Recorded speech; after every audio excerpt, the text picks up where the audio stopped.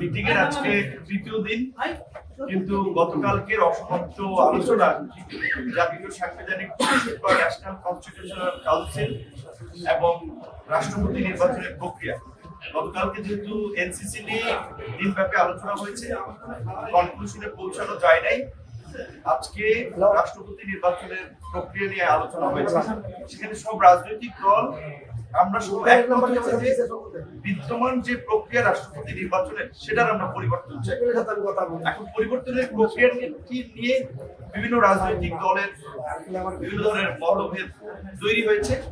সেখানে আমাদের দলের পক্ষ থেকে আমরা বলেছি যে বিদ্যমান সিস্টেমের কারণেই তো আমরা একটা পরিবর্তন চেয়েছি। কাজে বর্তমান সিস্টেম হচ্ছে সংসদ রাষ্ট্রপতিকে নির্বাচন করে, কিন্তু আমরা বলেছি যে সংসদ যদি দ্বিকক্ষ বিশিষ্ট হয় তাহলে উচ্চকক্ষ নিম্নকক্ষ এই দুই কক্ষ সহ এখন আবার বিশেষ করে সংস্কার কমিশনের প্রস্তাবনায় যে একটা জেলা পরিষদ সমন্বয় কিংবা সিটি কর্পোরেশনের সমন্বয়ের যে কথা বলা হয়েছে, জেলা পরিষদে ইউনিয়ন পরিষদের চেয়ারম্যান থেকে সকল জনপ্রতিনিধিরা সেই সমন্বয় পরিষদে থাকবে এবং সিটি কর্পোরেশনে আপনার সিটি কর্পোরেশনের কাউন্সিলর সহ তারা সেই সমন্বয় পরিষদে থাকবে।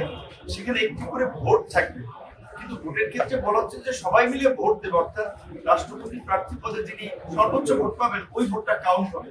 কিন্তু আমরা এটার পরিবর্তে আমরা বলছি যে না, ভোটারকে স্পেসিফাই করা, জেলা পরিষদের চেয়ারম্যান ভোটার হতে পারে এবং সিটি কর্পোরেশন যেহেতু 12টা আছে আমাদের, সিটি কর্পোরেশনের মেয়ররা হতে পারে। তাহলে জেলা পরিষদের 64 জন চেয়ারম্যান এবং 12 জন সিটি কর্পোরেশনের মেয়র সহ 76 জন ভোটার হয়, তাহলে 500। যেহেতু আমরা দ্বিকক্ষ বিশিষ্ট সংসদের দিকে যাওয়ার জন্য মোটামুটি একমত, তাহলে দুই কক্ষে 500 আপনার সদস্য এবং এক্সটেন্ডেড 76 জন, 576 জন, এইটাকে ইলেকট্রাল কলেজ হিসেবে বিবেচনা করার পক্ষে আমাদের দলের মতামত। কিন্তু এখানে কিছু কিছু দলের মতামত হচ্ছে পুরো 70,000 জনপ্রতিনিধি, ইউনিয়ন পরিষদের চেয়ারম্যান থেকে শুরু করে সবাই সংসদ, এবং অনেক দলের মতামত হচ্ছে শুধুমাত্র পার্লামেন্টের কক্ষ, কিন্তু ভোট হবে গোপন ব্যালটে। এখানে কিন্তু সবাই একমত। আরেকটি কথা যেটি দীর্ঘদিন ধরে আমাদের এখানে আলোচনা হচ্ছে, 70 নম্বর অনুচ্ছেদের কথা কিংবা রাষ্ট্রপতি প্রধানমন্ত্রীর ক্ষমতার ভারসাম্যের কথা। 70 নম্বর অনুচ্ছেদের পরিবর্তনের দুটো বিষয় কিন্তু সার্বজনীন একমত যে অর্থ বিল এবং আস্থা ভোট ব্যতীত অন্য ক্ষেত্রে সংসদ সদস্যরা স্বাধীন। কাজে সেক্ষেত্রে এখানে সংসদ সদস্যরা রাষ্ট্রপতি নির্বাচনে ভোট দেওয়ার ক্ষেত্রে একটু স্বাধীন হচ্ছে। কিন্তু যদি জাতীয় সাংবিধানিক পরিষদ বা ন্যাশনাল কনস্টিটিউশনাল কাউন্সিল এনসিসি, যেটার বিষয়ে এখন পর্যন্ত একমত হওয়া যায় না, সেটাও যদি হয় সাংবিধানিক প্রতিষ্ঠানের গুরুত্বপূর্ণ সিদ্ধান্তে এনসিসির ভূমিকা, তাহলেও কিন্তু রাষ্ট্রপতি এবং প্রধানমন্ত্রীর ক্ষমতার ভারসাম্য হচ্ছে। সুতরাং আমরা শুধু বিতর্কের জন্য তর্ক করা এই জায়গায় না থেকে আমাদের দলের পজিশন থেকে আমরা বরাবরই বলছি জাতীয় বৃহত্তর স্বার্থে আমরা আমাদের পজিশন যেটা আছে, যদি ঐক্যমত্য কমিশন কিংবা অন্যদের এটা বিষয়ে কোনো বিষয়ে একমত হয়, সেখানে আমাদের পজিশন আমরা পরিবর্তন করতে এগ্রি। আমরা সকল দলকে আমরা এই আহ্বান জানাবো।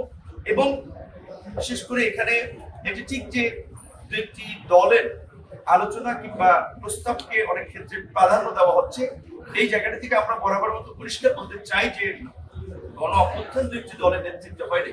সুতরাং কোনোভাবেই দুইটি দল কিংবা বিশেষ কোনো ব্যক্তি মহলের সিদ্ধান্তকে প্রস্তাবকে প্রাধান্য দেওয়া যাবে না। সার্বজনীনভাবে সকল মত পথের মানুষ, আজকে যারা আমরা এখানে ধরেন যে রাজনৈতিক দলগুলো আছে, এইসব দলই কি গোটা দেশের মানুষের প্রতিনিধিত্ব করেন? না, এখানে একেবারেই আছে যে সমস্ত দলের কোনো অ্যাক্টিভিটিস নাই।